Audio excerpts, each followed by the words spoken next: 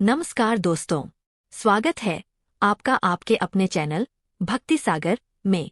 आज के इस खास वीडियो में हम चर्चा करेंगे छठ पूजा के महत्व, इसकी कथा और इसके पीछे छुपी दिव्यता के बारे में।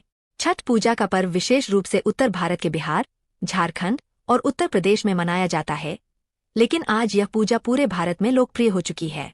यह पर्व सूर्य देव और उनकी पत्नी देवी देवसेना को समर्पित है और परिवार की सुख समृद्धि और स्वास्थ्य के लिए श्रद्धालु इसे पूरी भक्ति और शुद्धता के साथ मनाते हैं। तो चलिए जानते हैं छठ पूजा की पौराणिक कथा, इसका इतिहास, पूजा के विधि विधान और इसके महत्व के बारे में। छठ पूजा की ऐतिहासिक पृष्ठभूमि। छठ पूजा का उल्लेख सबसे पहले हमें महाभारत में देखने को मिलता है। कहा जाता है कि इस पूजा का आरंभ भगवान श्री कृष्ण के पुत्र साम द्वारा किया गया था। साम को एक बार कुष्ठ रोग हो गया था और भगवान श्री कृष्ण ने उन्हें सूर्य देव की उपासना करने का परामर्श दिया। साम ने पिता की सलाह मानी और कई वर्षों तक तपस्या की।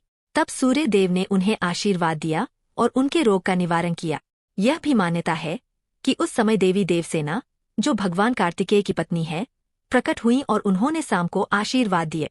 देवी देवसेना ने घोषणा की कि जो भी मेरी और सूर्य देव की आराधना करेगा, वह रोग और दुखों से मुक्त होकर सुखी जीवन बिताएगा। तभी से इस पूजा का नाम छठ पड़ा और इस दिन देवी देवसेना को छठी माता के रूप में पूजा जाने लगा। छठ पूजा का महत्व और इसके धार्मिक पहलू। छठ पूजा का सबसे बड़ा उद्देश्य सूर्य देव, जो जीवनदायिनी ऊर्जा के स्रोत है, का धन्यवाद करना और आशीर्वाद प्राप्त करना है।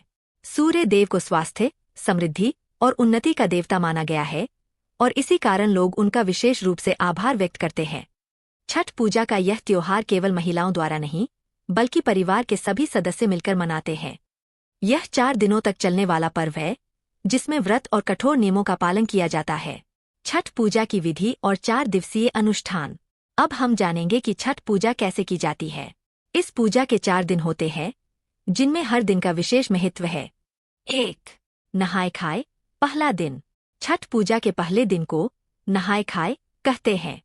इस दिन व्रत करने वाले व्यक्ति गंगा नदी या किसी पवित्र जलाशय में स्नान करते हैं और घर की साफ सफाई करके शुद्ध भोजन बनाते हैं। यह शुद्धता का प्रतीक है और इससे व्रत की शुरुआत होती है। 2. खरना। दूसरा दिन। दूसरे दिन को खरना कहते हैं। इस दिन पूरे दिन व्रती निर्जला उपवास रखते हैं और संध्या समय में भगवान सूर्य को अर्घ्य देने के बाद अन्नजल ग्रहण करते हैं। खरना का प्रसाद गुड़ की खीर और रोटी होती है, जिसे बहुत शुद्धता के साथ बनाया जाता है। इस प्रसाद को पूरे परिवार और पड़ोसियों के साथ मिलकर बांटा जाता है। 3. संध्या अर्घ्य। तीसरा दिन। तीसरे दिन व्रत करने वाले लोग नदी या तालाब के किनारे जाकर सूर्यास्त के समय सूर्य देव को अर्घ्य देते हैं। इस दिन व्रती पूरे दिन बिना कुछ खाए पिए रहते हैं और शाम को सूर्यास्त के समय सूर्य देव की पूजा करते हैं। महिलाएं अपने परिवार की सुख समृद्धि की कामना करते हुए दीप जलाती है और मिट्टी के हाथी पर प्रसाद चढ़ाती है। संध्या अर्घ्य के दौरान व्रती पूरी श्रद्धा से जल में खड़े होकर सूर्य देव की आराधना करते हैं। 4. उषा अर्घ्य। चौथा दिन। चौथे दिन, व्रत के अंतिम दिन, सूर्योदय के समय उषा अर्घ्य दिया जाता है। इस दिन व्रती सुबह सुबह जलाशय पर पहुंचकर सूर्य देव को अर्घ्य देते हैं। उषा अर्घ्य के बाद व्रती अपना व्रत तोड़ते हैं और प्रसाद ग्रहण करते हैं। यह प्रक्रिया बहुत ही विशेष होती है और इसमें परिवार के सभी सदस्य उपस्थित रहते हैं। छठ पूजा के नियम और विशेष उपाय। छठ पूजा के दौरान श्रद्धालु कई कठिन नियमों का पालन करते हैं, जैसे कि बिना प्याज लहसुन का भोजन, शुद्धता का पालन और घर में सात्विकता बनाए रखना। इस पूजा में इस्तेमाल होने वाली सामग्रियों की भी अपनी एक विशेष महत्ता होती है, जैसे ठेकुआ, गेहूं के आटे और गुड़ से बना एक विशेष प्रसाद, नारियल और केला, जो देवी छठी को अर्पित किए जाते हैं। दीप जलाना। विशेष दीप जलाकर चारों ओर सकारात्मक ऊर्जा का संचार किया जाता है। इन नियमों का पालन करने से जीवन में शांति, समृद्धि और स्वास्थ्य बना रहता है। जो लोग इस पूजा में पूरी निष्ठा और श्रद्धा से भाग लेते हैं, उनकी मनोकामनाएं पूरी होती है। उपसंहार। दोस्तों, छठ पूजा सिर्फ एक पूजा नहीं है, बल्कि यह अपने परिवार और ईश्वर के प्रति आस्था और श्रद्धा का प्रतीक है। यह पर्व हमें सिखाता है कि किस तरह से कठिनाइयों का सामना करते हुए भी हम अपने आराध्य की उपासना कर सकते हैं और अपने जीवन की सभी कठिनाइयों का निवारण पा सकते हैं।